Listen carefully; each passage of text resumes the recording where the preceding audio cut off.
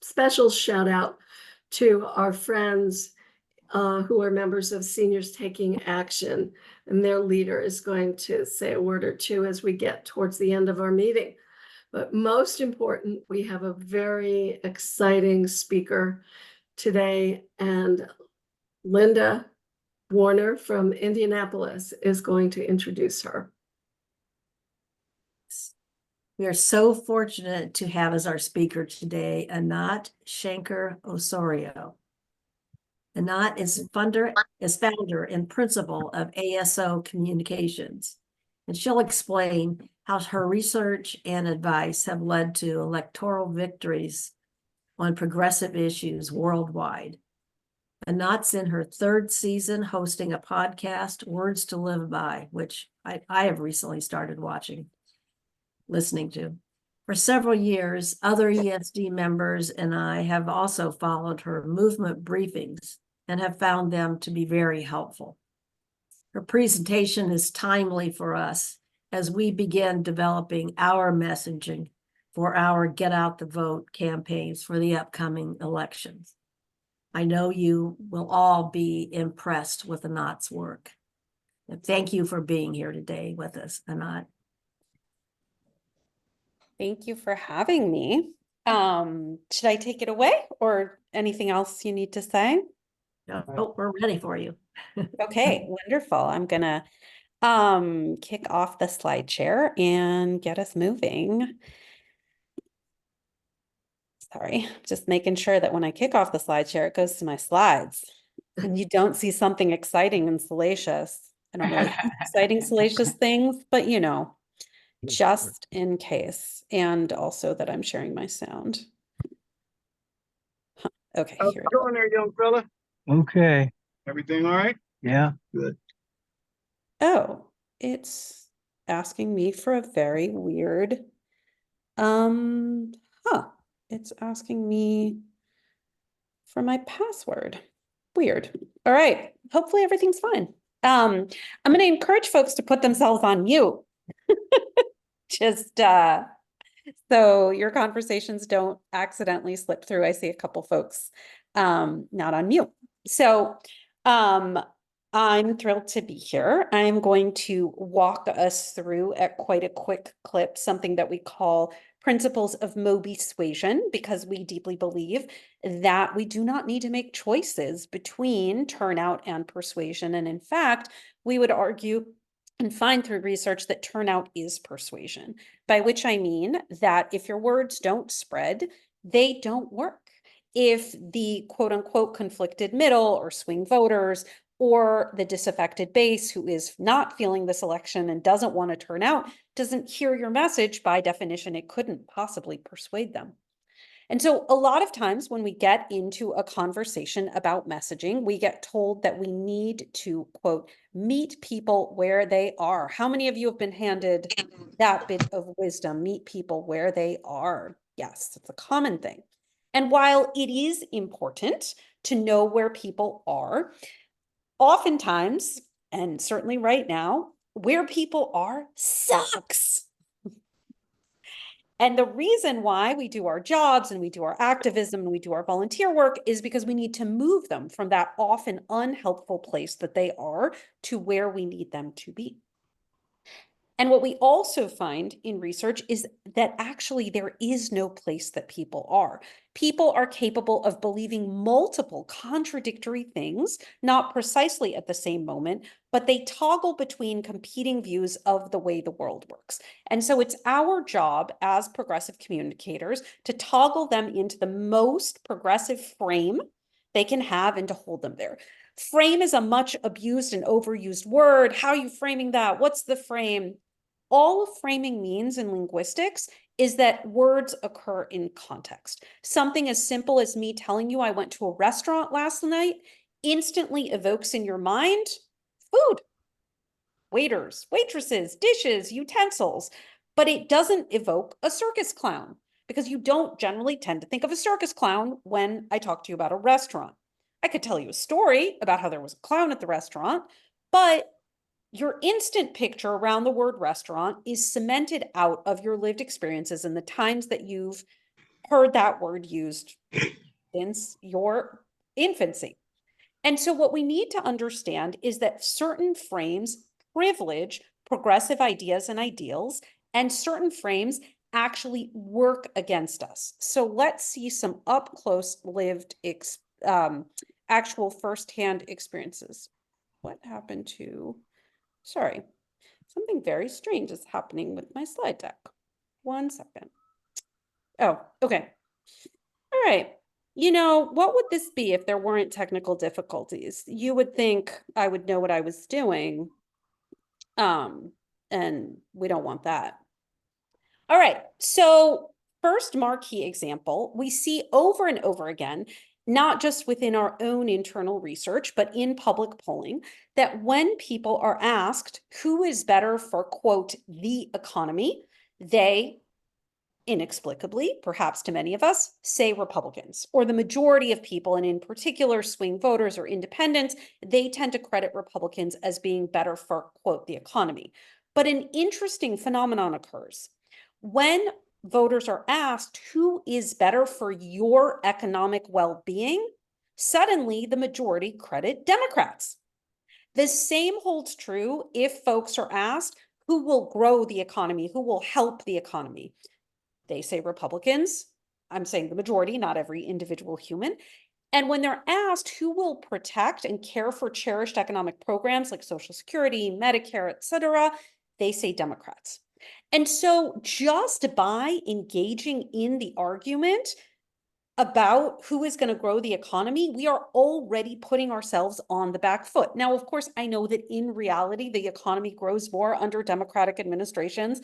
I live in a reality-based world, but unfortunately, people's perceptions are stronger and their attachments to sort of one organization or one group's brand is stronger than any kind of fact-based argument that we can make. Fortunately for us, people actually care more about how they're doing than they care about how the economy is doing. And so shifting in conversations away from this is good for the economy, no, this is good for the economy, no, that's good for the economy, toward this is good for you, this is good for working people, this is good for everyday Americans, both privileges their perception of who falls into that category, and it's a thing people care most about. We saw a permutation of this in up close detail from a campaign that we ran years and years ago in Australia. Some of you know that I work internationally, actually lived in Australia for a time and go back a lot. And so this is an example from the Australian union movement. I'm hoping the sound is coming through. It's a bit of a weird thing on the slide share. So somebody yell out to me if the sound is not working.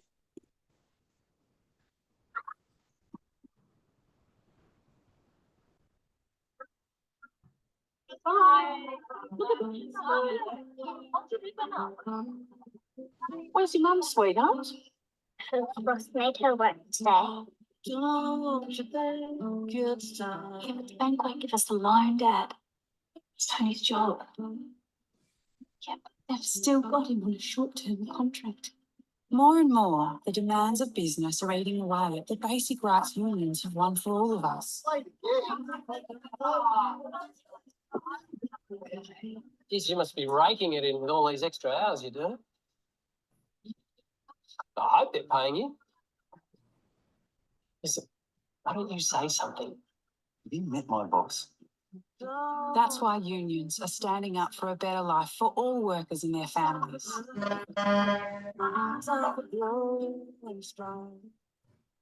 Could you all hear the sound? Yes, great. Okay, so It was what hard is- to understand the accents, though. well, I can't make them not Australian. They're Australian. What did you notice about the setting of that ad? Where did it take place?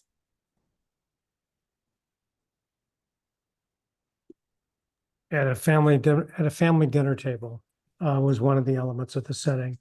Yeah, And it was a powerful thing where the man said, "Have you met my boss?" yeah. So this ad has 0 workplaces in it. And it's an ad from the union movement. This is the peak body, as they call it, of labor in Australia. It's sort of the equivalent of in between the AFL-CIO, the Federation, and SEIU. And yet this union ad has no workplaces in it. Because in point of fact, work is what differentiates us. I'm not a teacher. I'm not a nurse. I don't drive a transit train. But I do have contentious conversations with my family about finances. I do attend after-school activities at my kids' school, etc. Life and home and family is what separates us, is what unites us, pardon me. And so what we find is that when we talk about unions and having better wages and working conditions, people are into it. But when we say instead, if you join, you'll be able to put food on the table and be home in time to eat it, people care even more. So this is us toggling out of a work frame into a life frame in order to talk about unions. This is what I mean by a frame flip. This is my webinar. Sorry? Can folks mute? Great. So the next place where we go on our persuasion journey, besides flipping the frame, is by being attendant to the meta message that we are sending people. All too often, progressive messages are a no and a don't and a stop and a can't. I would ask you, would you use this toilet? And the answer is probably yes, because you would be in a position of desperation and, what could you do? But all the while you were using this toilet, my guess is that you would be thinking, oh my goodness, there's a camera watching me. Whereas had this sign not been there, that wouldn't have occurred to you, and you would correctly surmise that this little thing is a sensing device for the automatic flush. So when we negate, in this case, saying this is not a camera, obviously we're making people instantly think camera. We do this over and over in our messaging, right? We say immigrants are not taking our jobs. Muslims are not terrorists. This is not going to harm our environment. Windmills do not cause damage to birds. Every time we use a negation, we actually evoke the assertion, and research shows that people recall that assertion, but they can't remember whether it was true or false. It's not just through simple negation that we feed and make even bigger and therefore seem less surmountable our opposition. We also do it through negative demands. So many of us recall many years ago, across the pond, as they like to say, there was a group of people yelling, Brexit, Brexit, Brexit. And then there was a group of people yelling, no Brexit, no Brexit, no Brexit. And perhaps unsurprisingly, the majority of the population chose to Brexit. For those of you who've ever taken a child to a swimming pool, you know that a competent lifeguard yells, walk. Because if you yell, don't run at a child, they're gonna run, either out of defiance or because you just yelled, run at them. So a core messaging principle is you need to tell people what you want them to do and not tell them what you don't want them to do.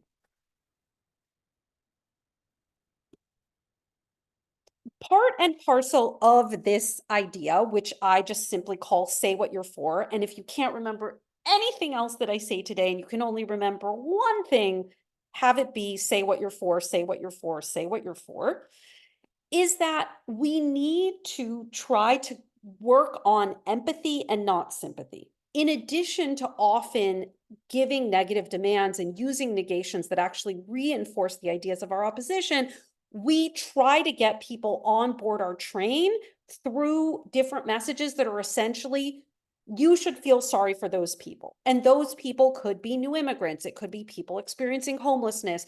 It could be people struggling to make ends meet.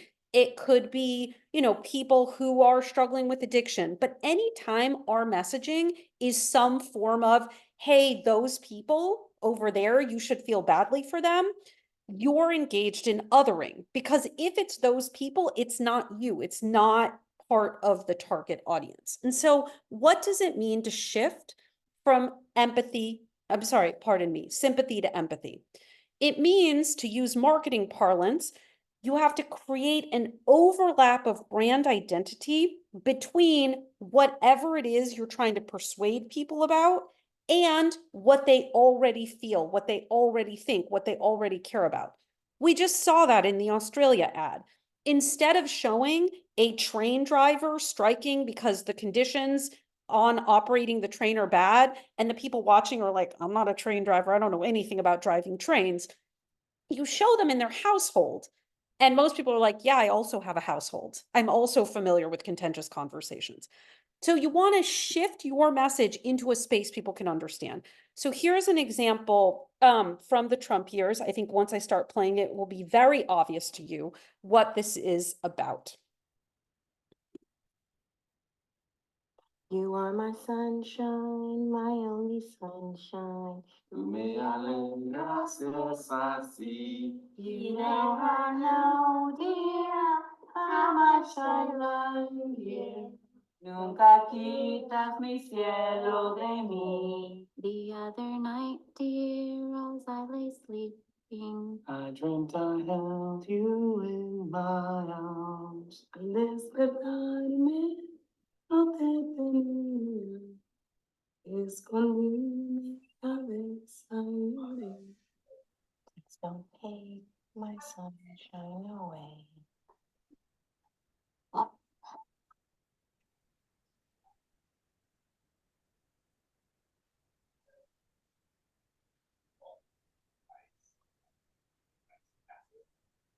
So obviously during family separation, I'm not going to walk through the details of how we use this in campaign. If you want to ask me about that in Q&A, happy to do it.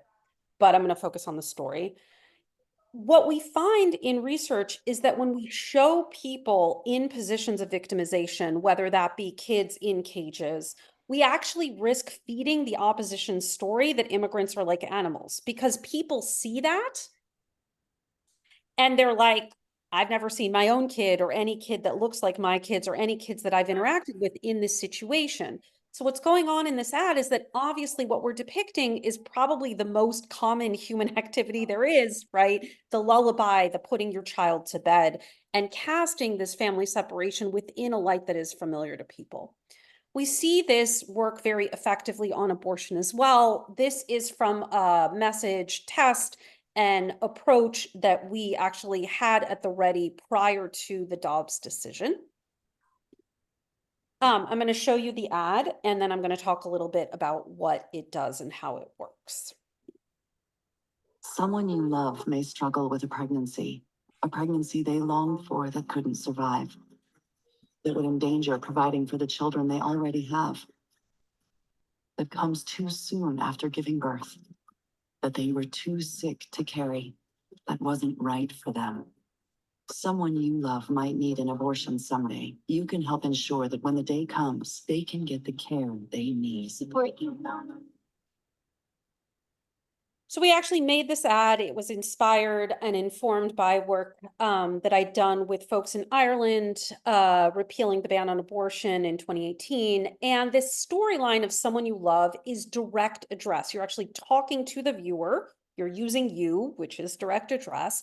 And instead of trying to garner sympathy by saying, hey, here's a story about a person you don't know, about this thing that happened in their past, this is why it was difficult and challenging, you're actually forcing them to imagine themselves, maybe not as the individual affected, but as the loved one of the individual affected in this future scenario. So this moves from a past orientation to a future orientation, and from a, hey, look at that person over there, and this is the challenge that they had, to what's going to happen when this is in your life, because it's happening to you personally or to someone that you care a lot about. So the purpose of this ad, the reason that we created it, again, this was in a right before Dobbs universe, was to take people who were at least nominally pro-choice. This was not an ad for the like, never, no abortion, oppose in all circumstances. There isn't an ad for those kinds of people. You can't move them. But for people who were sort of soft on it, but didn't view it as my issue, didn't take action on it, didn't pay attention to it, the kind of a person who might answer an action alert about public school funding or about childcare, but not about abortion because, that doesn't really impact me. To get them to see, oh yeah, this does impact you. And obviously this took on even greater height and prominence and importance in a post-Dobbs world. So as a small recap, what we've learned in this section is say what you're for, say what you're for. Nature abhors a vacuum. That is as true in physics as it is in the information world. If you don't say what you're for, disinformation has more space to proliferate. It's not enough to just be in opposition to the opposition. We actually have to have a proposition. We have to have something that attracts people toward our cause.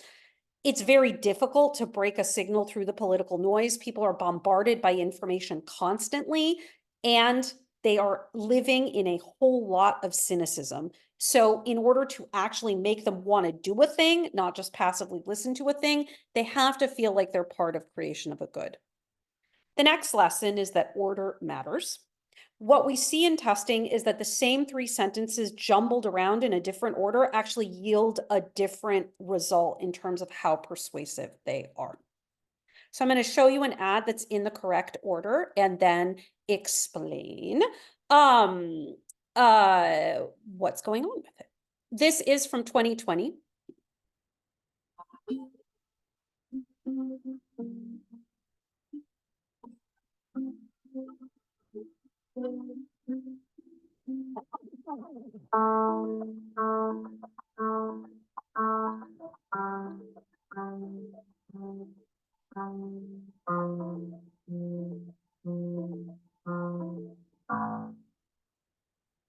So this is not that dissimilar to the, I don't know how many, lost count, COVID-related ads that happened in the 2020 cycle, but the essential distinction is that rather than begin with what I like to call, boy, have I got a problem for you, which is one of our favorite things to do in messaging. And it turns out most people are not out shopping for new problems. This is confusing for activists because we're like, a new problem? Yes, sign me up. I'm so excited for a new thing.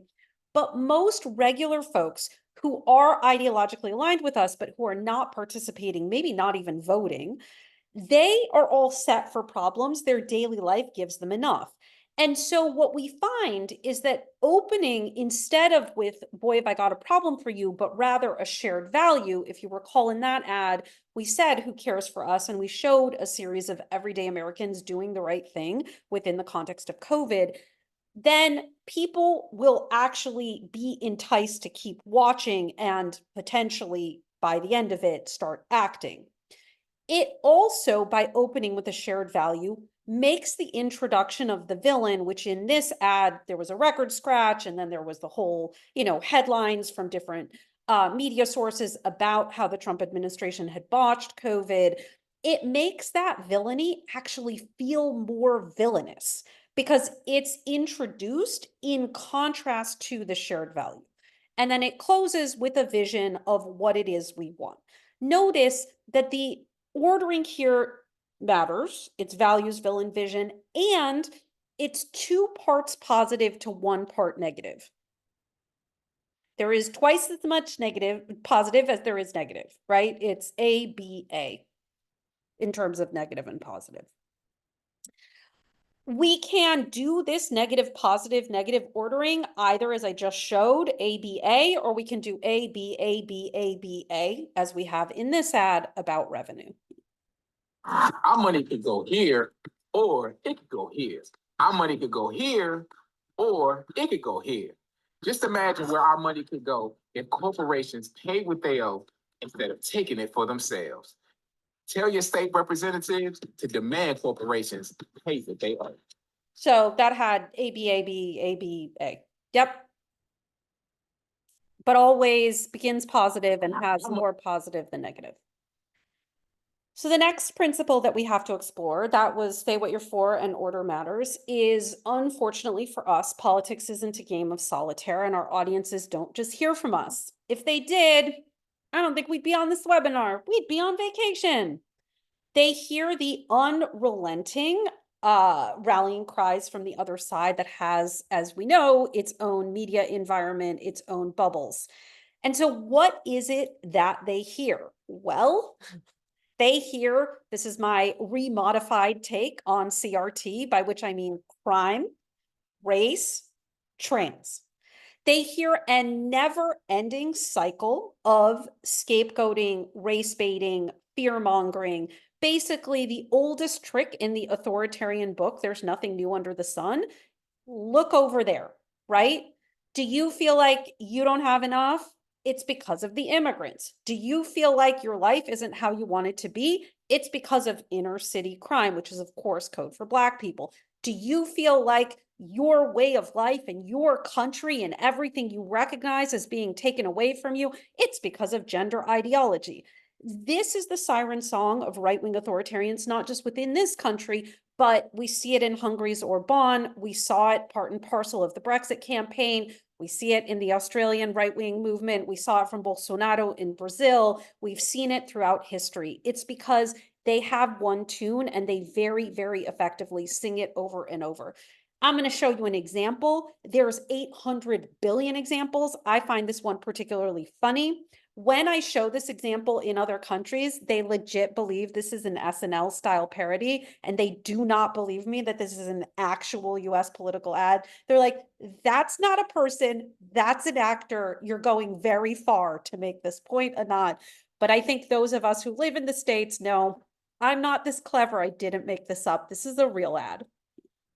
I'm Kay Ivey. If Joe Biden keeps shipping illegal immigrants into our states, we all gonna have to learn Spanish. My message to Biden, no way, Jose. That's why I sent National Guard troops to protect the southern border. That's why we banned sanctuary cities in Alabama. The left can try to counsel me, I don't care. But here in Alabama, we're gonna enforce the law. So I picked her because I find her particularly goofy version of this, but there is a version of this for every state and every race and every level of government. We have a whole catalog of thousands of these ads. So what is that ad made out of? I already alluded to it. It is the narrative depicted here on the left-hand side of the screen in orange. It's stoke, exacerbate, double down on racial fears. Those fears could be existential. They're not coming in the right way. They're a danger to our society. They don't believe in our way of life. The fears can be economic. The magical immigrant who is both taking your job and not working. How is that possible? I don't know. And while the effect of those fears is to create enmity against the other, whatever that other is, its core purpose, it's important to understand, and here really drawing on the seminal work of UC Berkeley or University of California law scholar Ian Haney Lopez, who wrote the book Dog Whistle Politics and was my colleague on the initial project where we came to all of this. The purpose of this narrative is to create a distrust and a disgust of government itself. It's to undermine the notion that we could have a collective, that we could have universal single-payer healthcare, that we could have robust paid family leave, that we could have free or low-cost higher education.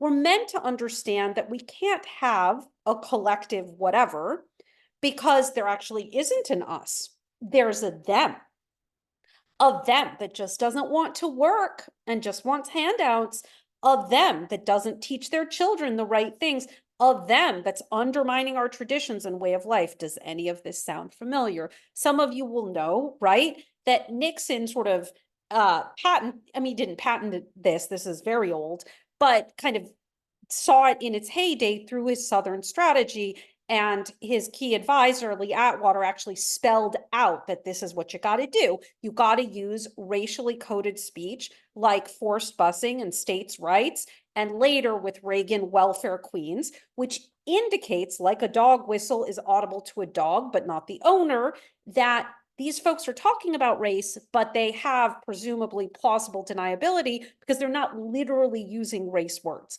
Even a word like illegal is not saying Latino, but everybody knows that when they talk about illegals, they're not talking about Swedish backpackers who come here out of college and overstay their visa. Everybody knows what that word is supposed to mean, and that's why it's a dog whistle.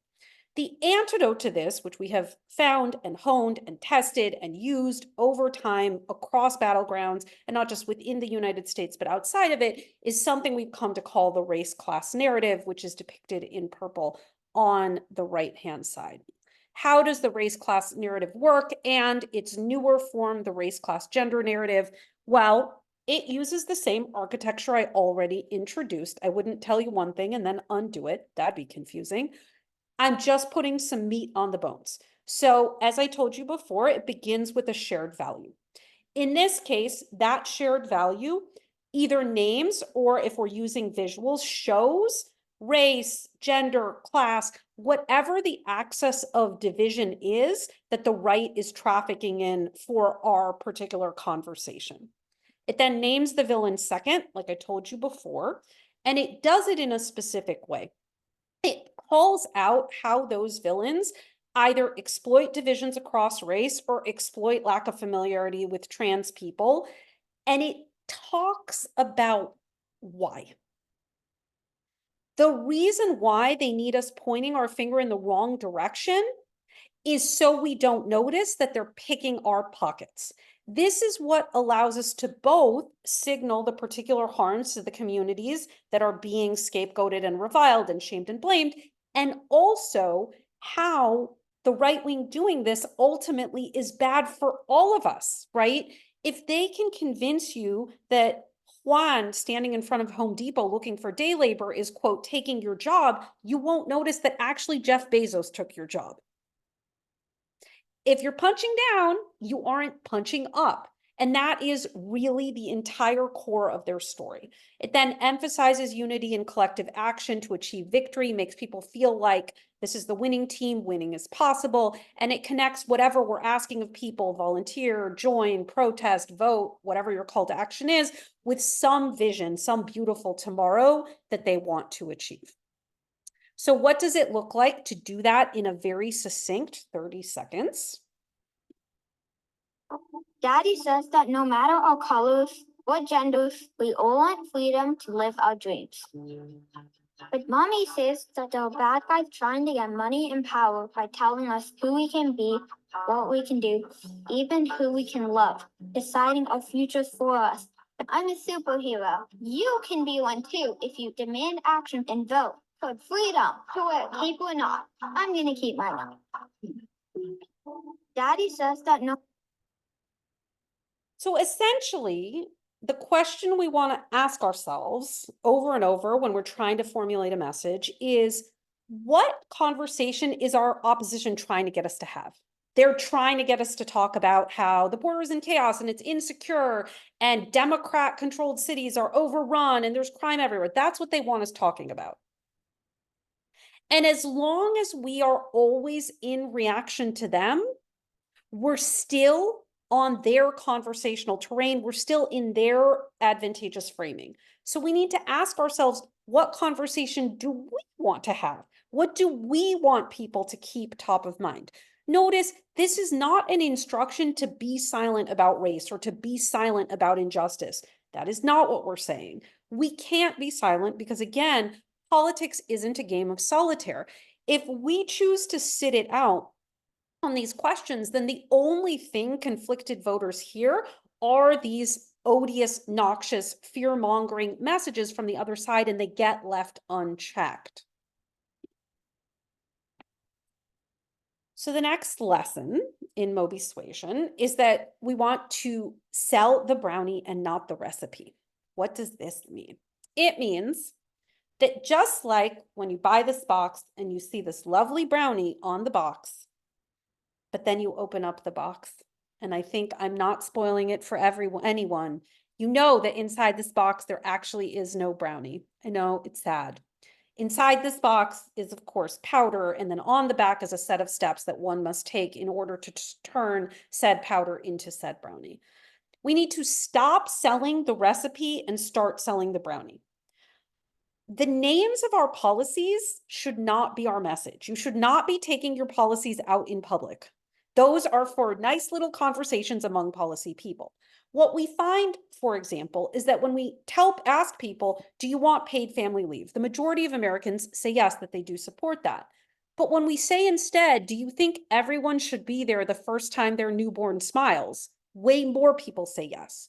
When we say, do you think we should raise wages? The majority do say yes. But when we say, do you think everyone should be paid enough to put food on the table? Way more people say yes.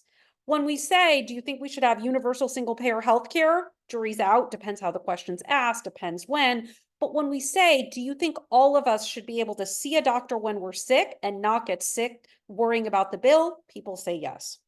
So instead of naming the policy, you want to name the outcome of the policy, right? Paid family leave means you're there when your newborn first smiles. That is presenting the policy, but in a message that actually conjures up a picture. That's what I mean by brownie, not recipe. All right, the next lesson, and particularly important, and I really appreciate it. I took a quick glance at the chat. Somebody already raised this, very prescient. Yeah, a lot of the core of what I'm saying is that if you want people to do things, you have to turn them into agents within the story. They have to be the protagonist in the tale. So here's an example from an ad that is directed at voter mobilization. Oh, why did that happen?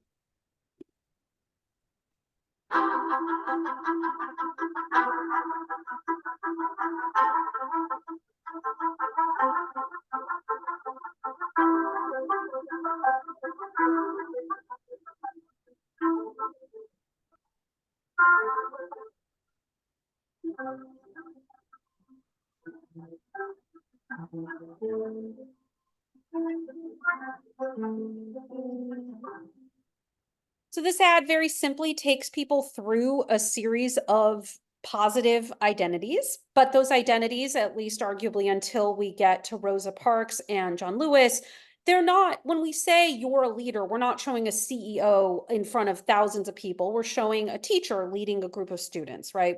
You're a conjurer, you're baking cookies. We're showing people things that we're telling them that they are without making them too grandiose. So people don't feel like, well, I can't do that. I'm not that, right? I'm not a CEO. And then we're moving them through those positive identities to having the identity of a voter. Because what we find in social psychology is that identity precedes action. When people think of themselves as an X kind of person, they're more likely to take the action that corresponds. And so if you can get a person to verbalize the idea that I am a voter, as opposed to I will vote, they're more likely to vote as a habituated behavior. So I am a runner is different than sometimes I run. I am a voter is different than, yeah, maybe I'll vote, maybe I won't.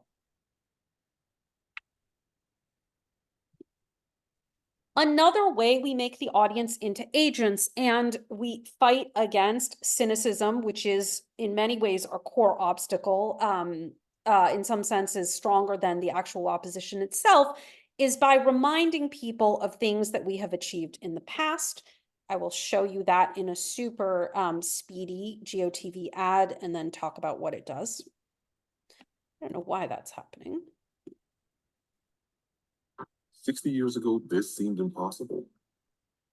15 years ago, this seemed impossible. 10 years ago, this seemed impossible. We decide what's possible. Be a voter. We call this framework, we did, we can, we will.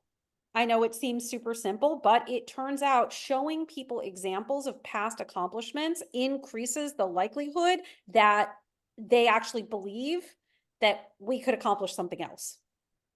And that's really all that's going on here. It's telling people actually the power is within your own hands, and it's providing some evidence of that case. This is because one of the most persuasive tools that we have in our arsenal is something that we call social proof. I sometimes refer to social proof as the middle school theory of messaging. It simply just means people do the thing they think people like them do. And so what we find is that messages that try to activate people by saying, turnout's really down, young people are really not voting, Latinos are starting to drop off, that actually decreases participation. Because what you're doing is you're creating what's called social permission for whatever that identity group is to feel like, well, I guess my kind of a person doesn't do this thing. And so we actually want to do the opposite. We want to say, young people are turning out in record numbers. And luckily, because I am not a believer in messaging that isn't true, all messaging that I use has to be based in what is actually true. You can always find something that is actually increasing, because when you tell people, you know, Latinos turned out in record numbers in 2020, then that makes them think, oh, I guess that is what my group does. And that's what is meant by social proof. So finally, to round out, it's important to remember, as I said at the outset, that if your words don't spread, they don't work. And a message is like a baton that has to be passed from person to person to person. If it gets dropped along the way, by definition, it isn't persuasive. And so we need messages that our choir, our most loyal, active believers, actually want to repeat. Because if the choir will not sing the songbook, then the congregation's not going to hear the joyful noise. Obviously, there's not enough of our base. If there were, we'd be in a very different situation. And so we also need to persuade the conflicted. And what we find is that conflicted people, conflicted adults, conflicted voters are more prone to toggling between competing views of the way the world works. I call them the good point people, because they're like this. Good point. But yeah, good point. But also good point. Whatever they hear repeated most frequently, whatever people like them think, going back to social proof, is what they assume to be right and commonsensical. And so if they're surrounded by people in red MAGA hats, they're like, I guess that's what my kind of a person thinks. And that is why it is all the more important for the choir to keep singing the song. And then, of course, we need to recognize that there are some people who cannot and shall not and will never agree with us. If people who fundamentally disagree with you at a values level, at a policy level, at every possible level, like what you're saying, then what are you saying? You're either saying nothing, you're not advancing a political argument, you're just saying something blandly inoffensive, like, I believe that children are the future, which is fine, but you're not actually moving people toward the cause and the action that you require, or you're inadvertently actually parroting your opposition, which we do all the time.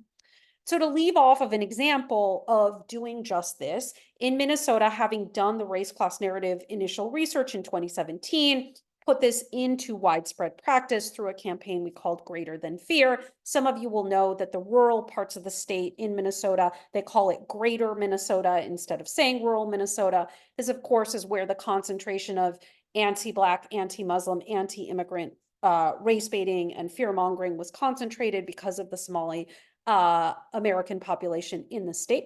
So here on the left, hot dish, a Minnesota delicacy being shared. On the right, the iconic pushing the car out of the snow.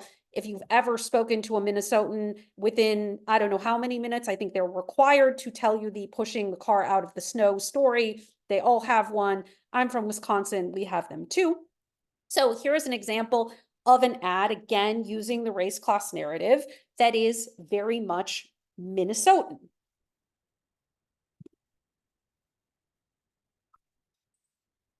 In Minnesota, we know long winters, and we know how to dig our neighbors out of the snow. Because whether it's our first Minnesota winter or our 50th, we've all been there. So when certain politicians want to divide us and make us afraid, we know that means they've got nothing else to offer. We're on to them.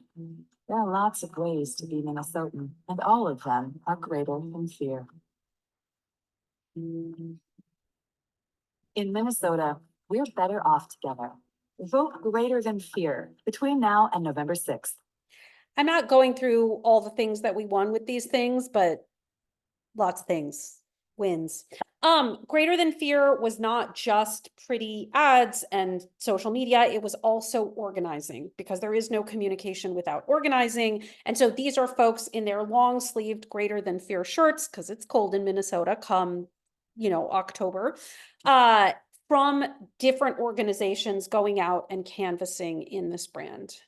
And in deference to the time, I will stop there so that we can get to questions.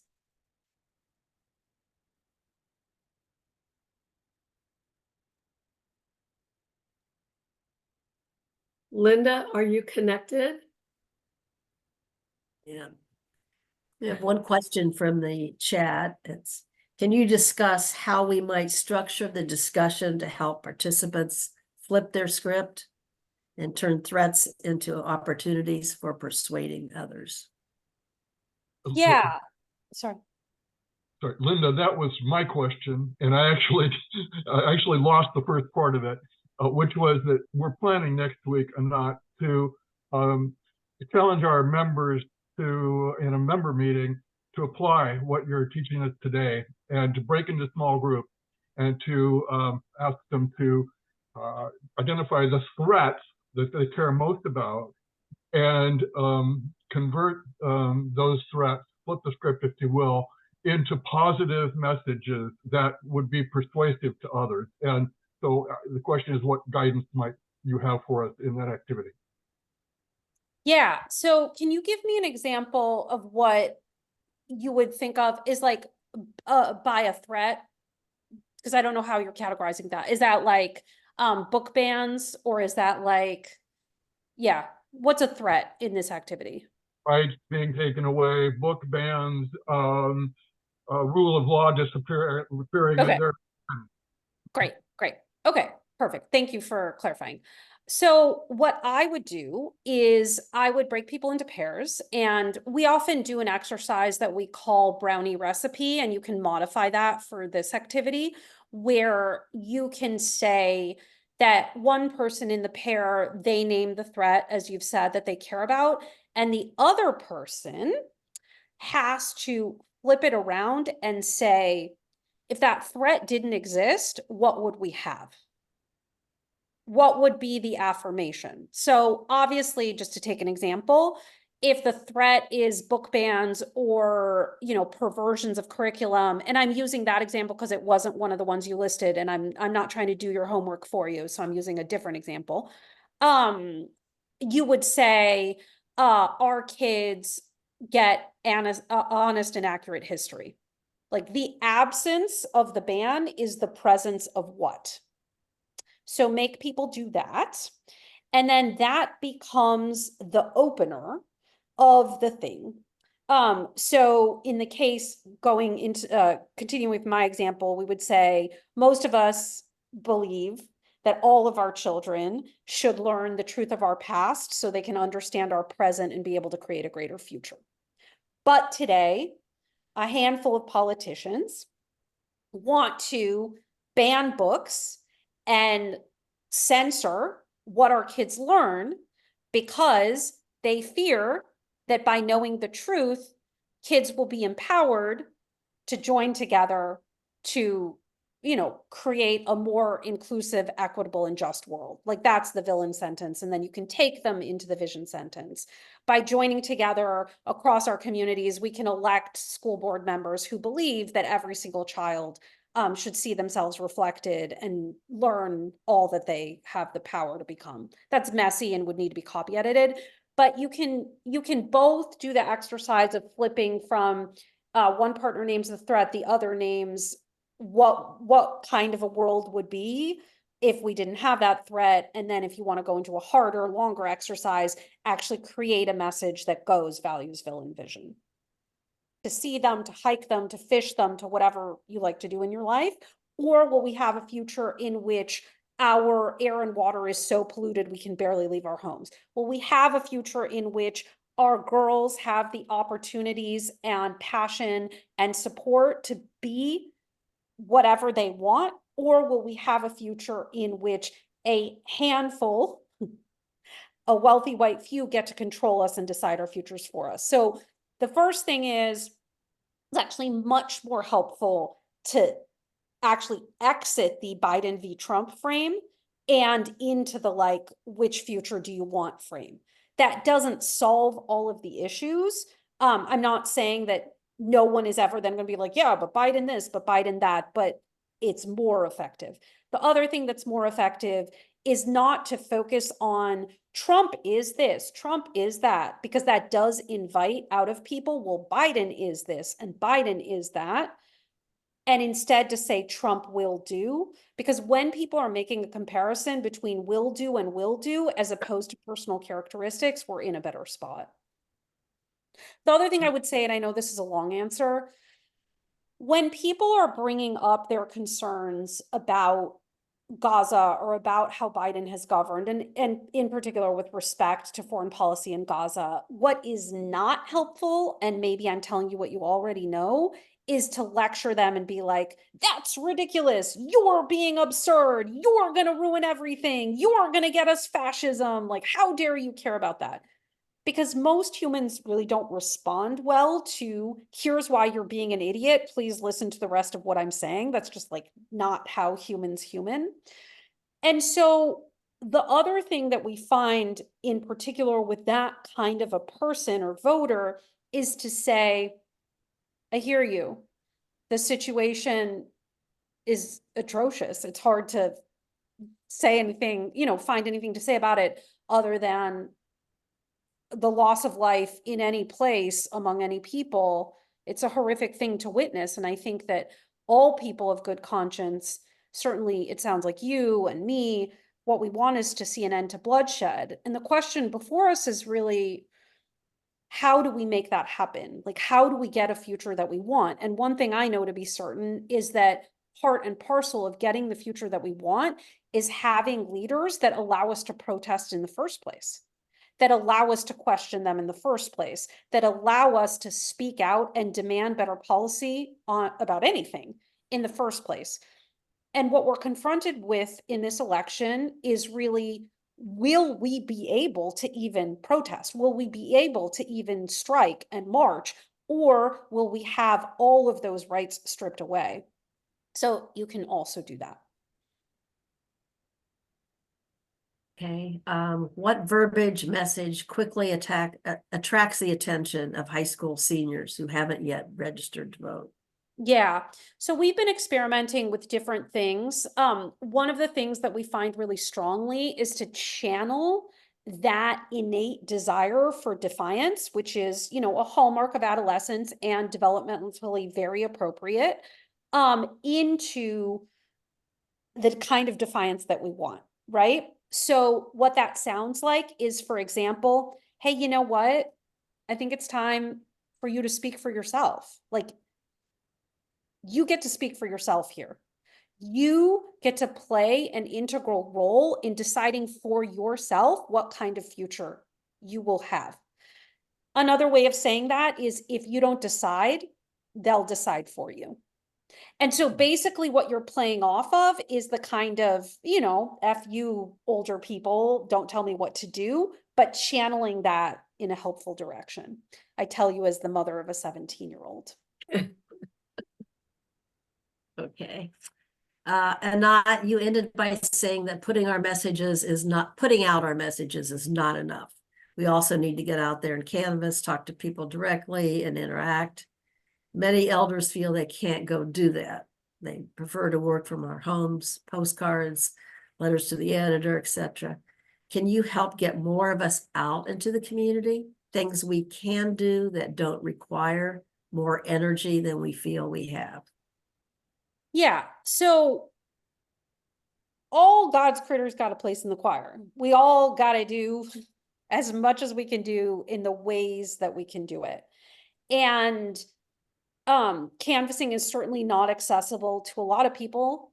And so I apologize if I made it sound like, if you're not doing that, what are you doing? Like, that was not my intent at all. So thank you for bringing that up, because I would hate to leave that impression. Calling people, texting people, etc., is fantastic. Even just creating social proof among your own network, because what's interesting, so in the recent New York Times Siena poll, there was a question that no one's paid any attention to, which was just basically, do you think Trump has said offensive things? And there were different options, and one is like, he continuously says offensive things. I'm not getting the exact, I'm not giving you the wording verbatim because I'm not looking at the question, but he says offensive things routinely. He never says offensive things. And then there was an option that was, he does say offensive things, but he hasn't recently. The correlation between people who picked, yes, he says offensive things, but not recently, and decline in support for Biden is pretty much a perfect 1-to-1. What that means is that among people who are not Trump, he is Jesus, he never says anything wrong, everything he says is wonderful, because these are people who are capable of seeing Trump as offensive, right? But haven't noticed recent bad stuff he's said. Those are the populations that are most likely to have slipped for Biden recently. So what does that tell us? It tells us that the people who are least tuned into the current moment are the ones that are the greatest risk. So just by being a person who is breaking the societal taboo that we have in this country around not talking about politics and that talking about politics is unseemly, you're already helping create social proof that this election is something that is absolutely, the Super Bowl of events, and you cannot afford to be on the sidelines. Like, this is what we should be talking about. What do we say to folks who feel that the world and national situation is too complicated and democracy takes too much work? Let's leave it to a strong leader who will put America first. I've got too much work to do already. Yeah, and I'm gonna run off after this answer because I have to run to another meeting because that is my life. So I'm pre-apologizing for being unceremonious.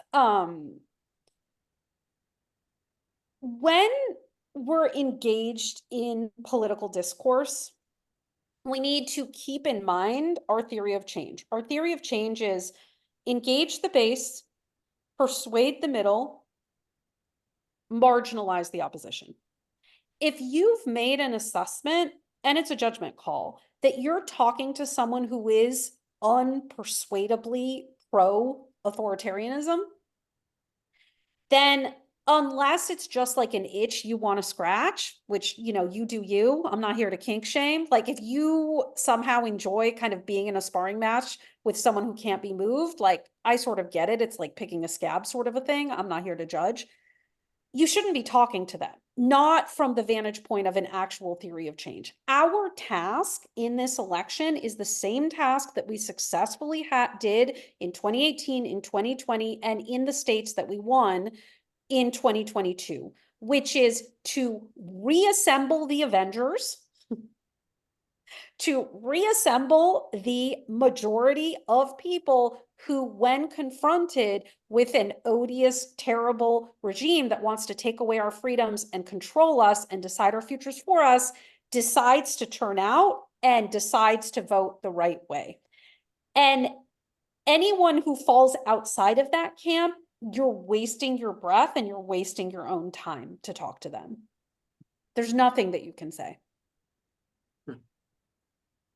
Oh, But on that's the that final note, Anat, pushing us towards the people who are persuadable and the people who agree with us, but maybe especially the people who are persuadable, and giving us the messages both today and, as Linda noted, so many of us are tuning in to your podcast and also your movement briefs and the toolkits you're giving us. So I want to thank you so much for everything you're doing.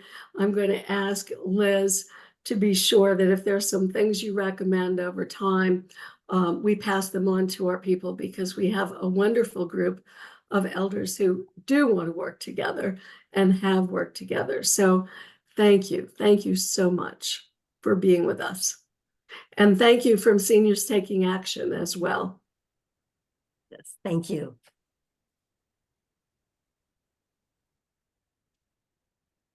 Great.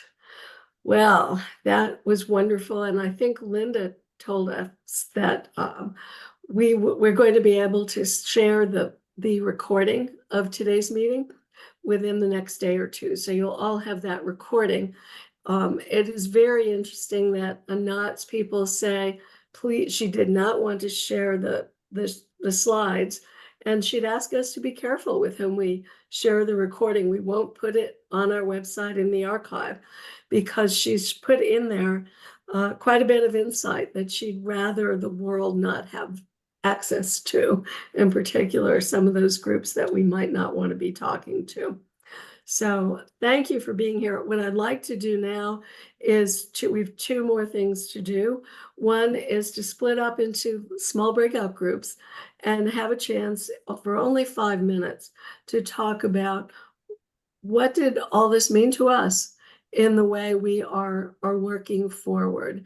So Crystal is going to put us in breakout groups, then we'll rejoin and talk about John will lead us actually into talking about our activism and what opportunities we offer us all. So Crystal is getting ready.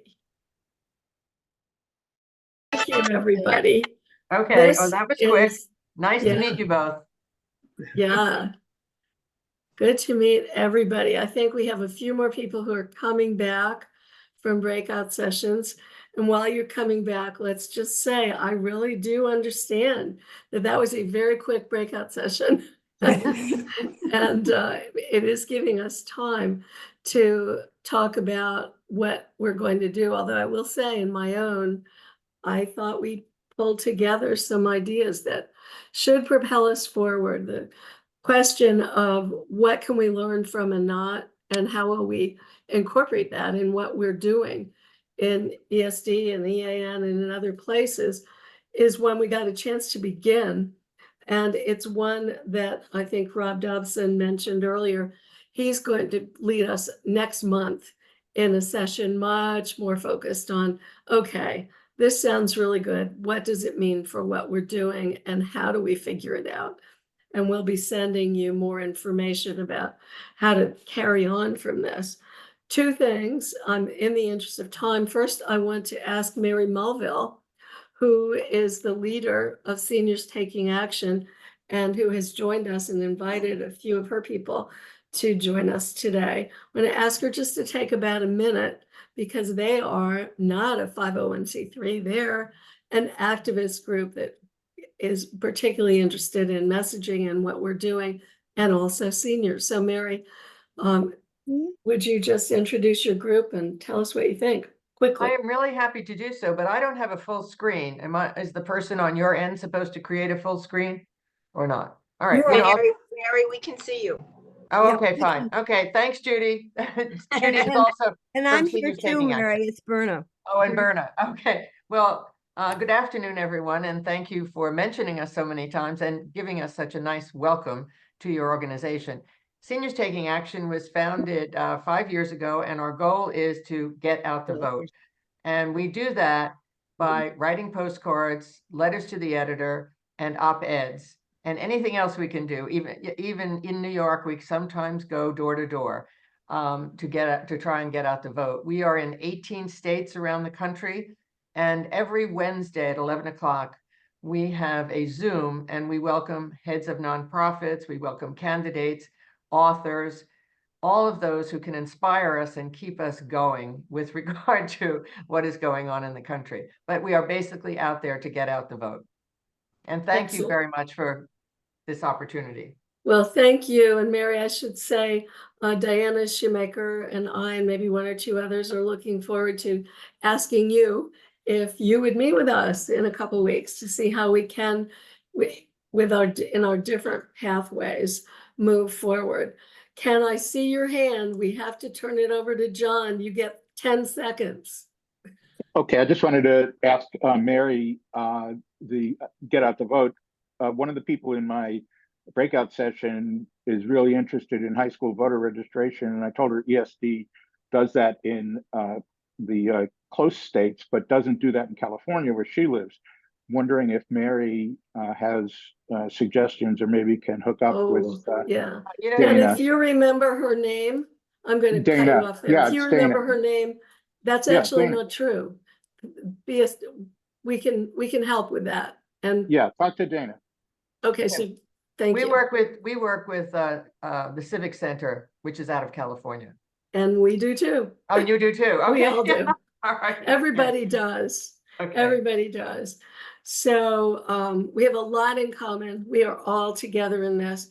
And what I'd like to do now is introduce someone almost all of you already know well, John Sorensen, to talk about what kinds of activities we are undertaking an ESD and how you can get involved if you aren't already.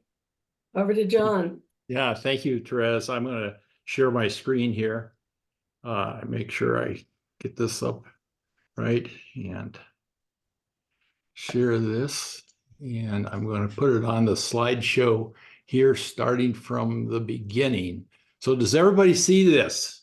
Yes. Okay. Yes. Okay, good. Well, we're going to talk about actions you can take right now. And as Anat said, everybody has an opportunity to be an agent. And so every skill that you have, we can make use of, and you can be an agent in getting out the vote. So I will be telling about some opportunities that we have here, and I'll go through this quickly and then provide a way for you to connect and find out more so you can do this. So just to begin here, I want to say a little bit about what our objectives are as elders for sound democracy. We call ourselves the ESD group here within Elders Action Network.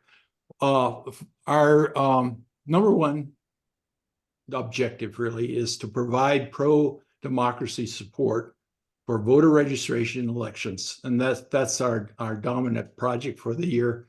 That is, we're really about getting out the vote. Well, and we do that in the sense of we are doing this to protect our democracy. That's what's at stake this year.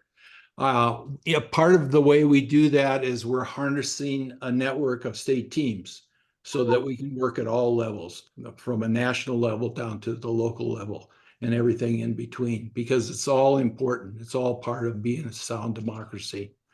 We counter there's a lot of work going on on the other side, if you will, about I can't. Would you answer it? suppressing the vote and making it harder for certain elements of our demographics of our citizens of America to not vote. And so we want to confront that kind of voter suppression wherever we can, whatever freedoms we have are under attack, and in any of its forms and venues. We have that's part of our charter. We support legislation and voter initiatives that are intended to strengthen our freedoms. And for example, the John Lewis Voting Rights Act is one of the pieces of legislation that still hasn't passed, but it's not going away, and we support things like that. And then in the longer term, our intention is to expand our clout as a group of dedicated elders, if you will, that said we need to do this for the sake of our grandchildren, future generations, and all life. And that means we want to expand our work, our sound democracy membership, the talent that can come with that, and the resource potential of having a lot more people involved. And this is intended to support activism directed at both national and regional governance topics that are of concern to us. And that means we're not doing this alone. We're developing partnerships with other organizations, League of Women Voters, the Third Act, and on and on. So that's part of what we do. We increase our synergism and our clout by working with other organizations. So what I'm going to talk about is what's happening in our group and how you can get involved here. First of all, we want to say that you, as people that are interested in this, you have what it takes. As a caring elder, you possess professional and life skills that can make a positive difference in protecting our American democracy. All of these skills they matter, and they're needed to enhance our campaign to get out the vote this year. Well, and some of the activities, I'm just going to mention them, and I'll say these in several ways. What we need is people who like to organize events. If you have communication skills, we need you. we work in several ways in terms of reaching out to voters, whether it be by phone or mail, by social media. If those are in your skill set, we can use your help. Regional voter issues, some of us are working on hot button issues, and we need the research to be able to not only know or speak effectively about what the issues are, but do it with the messaging. What we just learned from Anat, we need to master that, because to be effective, that's all. It's about how we say what we're talking about here. And then state and national committee organization and membership buildup.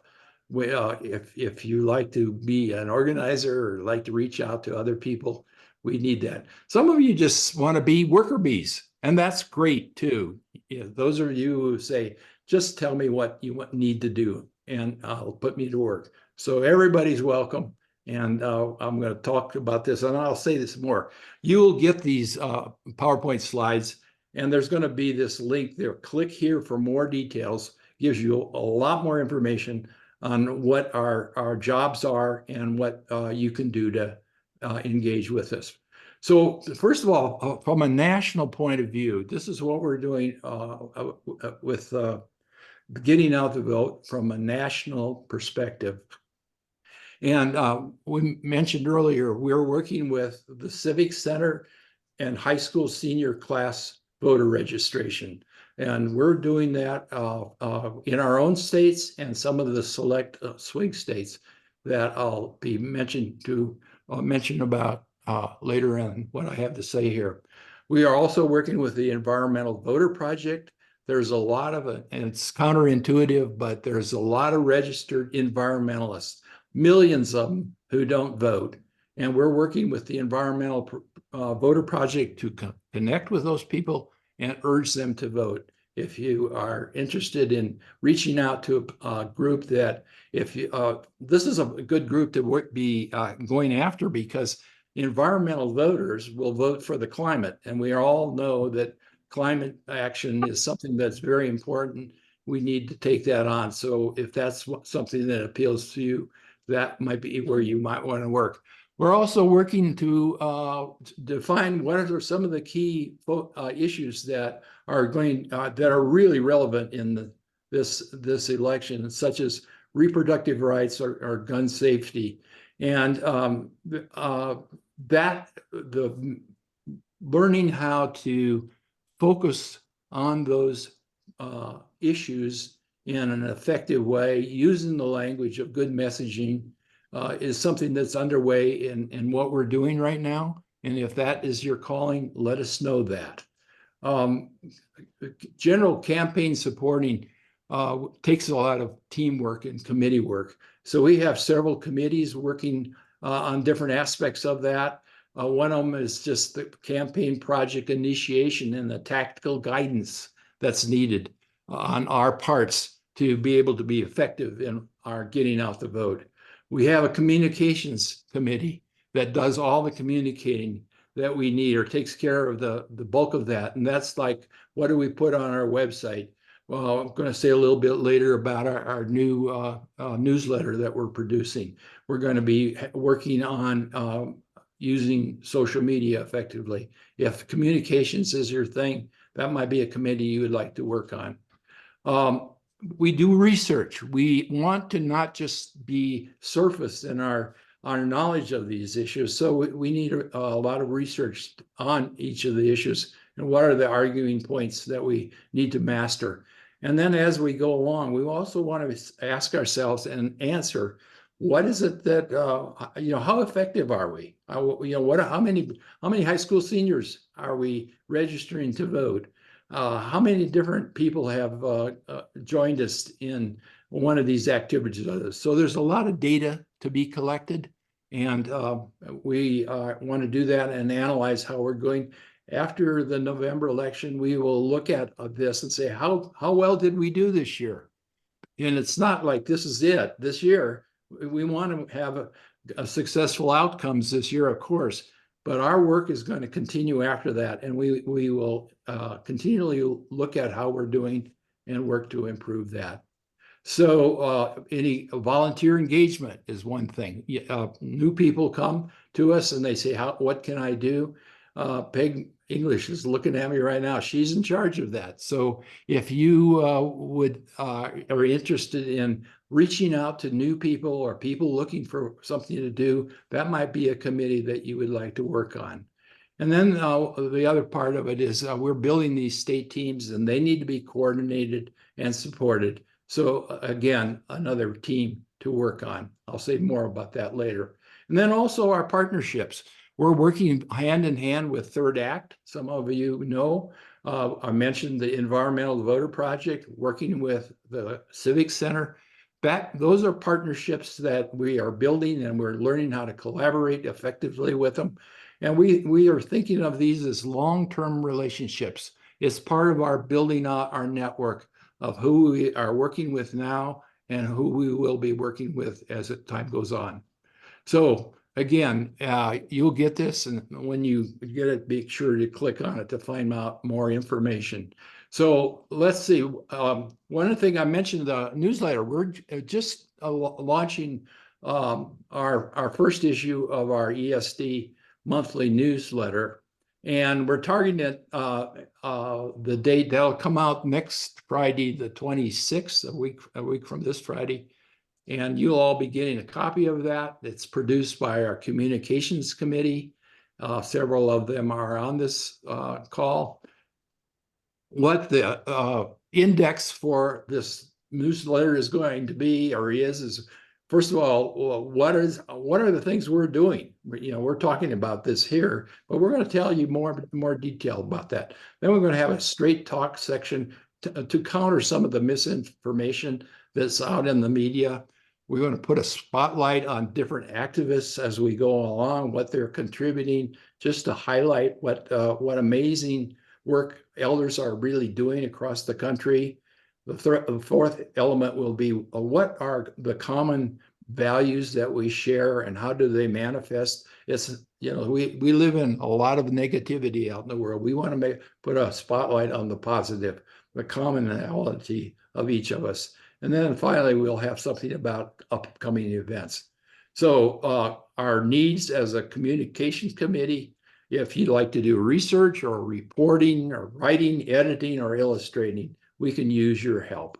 Again, you'll be able to click on this and say, yeah, I want to do that. Okay, here's another thing. We were building state teams, as I mentioned, and with that we're supporting their Get Out the Vote campaigns.